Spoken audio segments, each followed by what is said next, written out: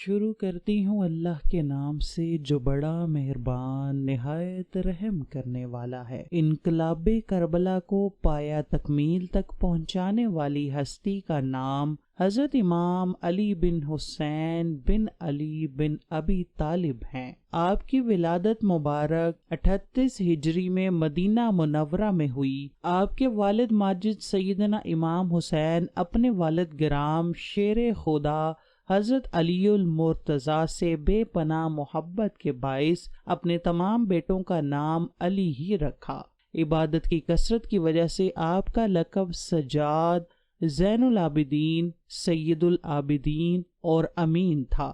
آپ کی والدہ ماجدہ سیدہ شہر بانو سلام اللہ علیہا تھیں، جو کہ فارس کی شہزادی تھیں۔ 2 سال تک حضرت امام زین العابدین نے اپنے دادا شیر خدا حضرت علی کی گود میں پرورش پائی۔ پھر 10 سال تک اپنے تایا حضرت امام حسن زیر سایہ رہے اور پھر تقریباً 11 سال تک کربلا کے واقعے سے پہلے تک آپ نے اپنے بابا جان حضرت امام حسین سے فیض حاصل کیا۔ دوستو، ایک دفعہ خود سوچیں، جس کے استاد ایسے ہوں وہ شاگرد بھی تو انمول ہی ہوگا۔ آپ جب بھی وضو کرتے تو خوف کے مارے آپ کا چہرہ زرد ہو جاتا۔ جب کوئی اس کا سبب پوچھتا تو آپ کہتے، تمہیں پتا ہے کہ میں کس کے سامنے کھڑا ہونے جا رہا ہوں؟ واقعہ کربلا تاریخ اسلام ہی نہیں بلکہ تاریخ عالم کا بھی نہایت دردناک سانحہ ہے۔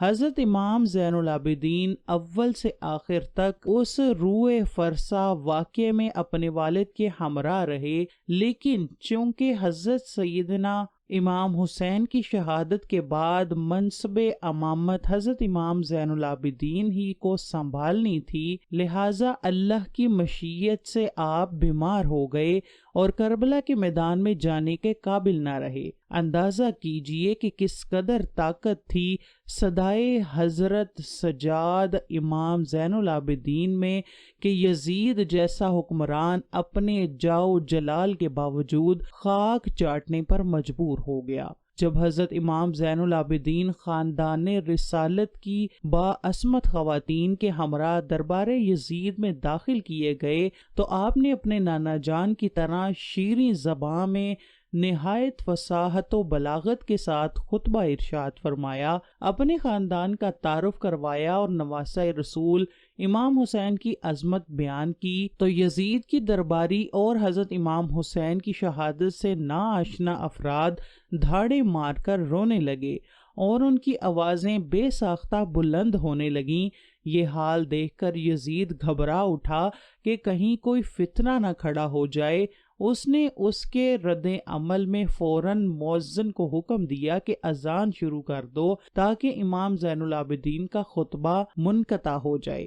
واقعہ کربلا کے بعد امام زین العابدین 34 سال حیات رہے، لیکن آپ نے کربلا کی یاد کو ہمیشہ تازہ رکھا۔ آپ جب بھی پانی پیتے تو اپنے والد گرام کو یاد کرتے اور بہت دیر تک آنسو بہاتے رہتے۔ اس حوالے سے امام جعفر صادق سے منقول ہے کہ حضرت زین العابدین دن کو روزہ رکھتے اور رات کو عبادت کرتے۔ افطار کے وقت جب بھی آپ کو کھانا اور پانی دیا جاتا تو آپ فرماتے، فرزند رسول بھوکے مارے گئے، ان کو پیاسا رکھا گیا۔ یہی بات مسلسل دہراتے یہاں تک کہ آپ کے آپ کی غذا میں گھل مل جاتے تھے۔ واقعہ کربلا کے بعد آپ کے زمانے میں مختلف تحریکیں چلیں۔ واقعہ حرہ وقوع پذیر ہوا، جس میں یزید کی فوج نے مدینے پر حملہ کیا کیونکہ انہوں نے یزید کی بیعت توڑ دی تھی، لیکن اس جنگ کے متعلق آپ کی رائے کچھ سازگار نہ تھی،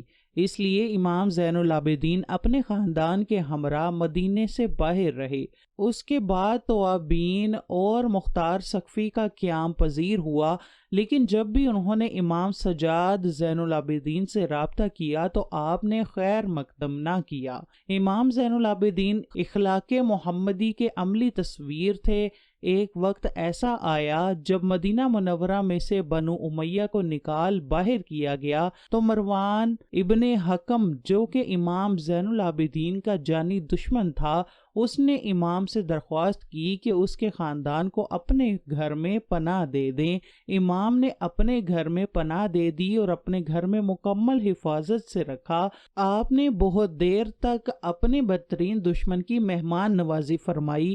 آپ ایسے مہمان نواز تھے کہ بیک وقت 100 گھروں کی خفیہ کفالت کر رہے تھے۔ یہ بات تب ظاہر ہوئی جب آپ نے اس دنیا فانی سے پردہ فرمایا اور ان لوگوں کے گھروں میں راشن آنا بند ہو گیا۔ اپنی زندگی میں امام زین العابدین 2 مرتبہ اپنا سارا مال راہ خدا میں خیرات کیا کرتے، اس حال میں کہ گھر میں کوئی چیز بھی باقی نہ رکھی گئی ہو۔ علامہ ظاہری لکھتے ہیں کہ امام زین العابدین ایک رات میں 1000 نوافل ادا کرتے تھے۔ امام مالک کہتے ہیں کہ ایک دفعہ امام زین العابدین عبادت میں مشغول تھے کہ شیطان اژدھے کی شکل میں آیا اور آپ کے پائے مبارک کے انگوٹھے کو کاٹنے لگا، لیکن آپ ایسے مشغول عبادت تھے کہ آپ کا دھیان عبادت سے نہ ہٹ سکا، اس لیے آپ شیطان کے اس عمل سے بالکل متاثر نہ ہوئے اور آخرکار شیطان عاجز آ گیا۔ ابن عینیہ لکھتے ہیں کہ ایک دفعہ آپ حج پر گئے تو سب لوگ لبیک پکار رہے تھے، لیکن آپ نے لبیک نہ کہا۔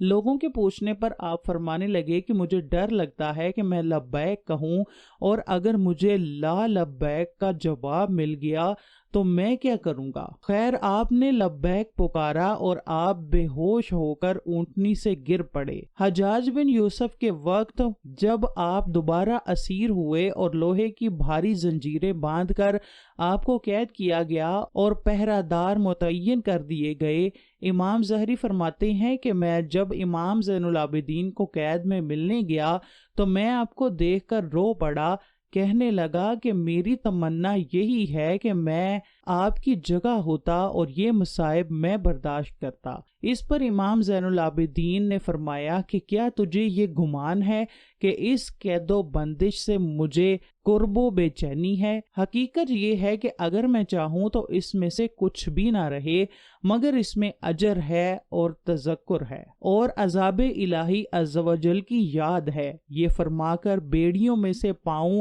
اور ہتھ کڑیوں میں سے ہاتھ نکال دیے۔